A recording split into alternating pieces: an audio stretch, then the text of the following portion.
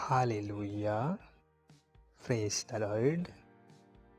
আজকের পবিত্র বচন জিরমীয় ১৭ অধ্যায় ২১ থেকে ২২ পদে বলা হয়েছে, সদাপ্রভু এই কথা কহেন, তোমরা আপন আপন প্রাণের বিষয়ে সাবধান হও।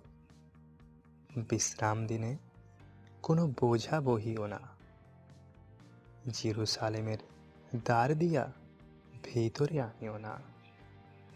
আর বিশ্রামবারে আপন আপন গৃহ হইতে কোনো বোঝা বাহির করিও না, এবং কোনো কার্য করিও না, কিন্তু বিশ্রাম দিন পবিত্র করিও, যেমন আমি তোমাদের পিতৃপুরুষদিগকে আজ্ঞা দিয়াছিলাম। আমিন। হালেলুয়া।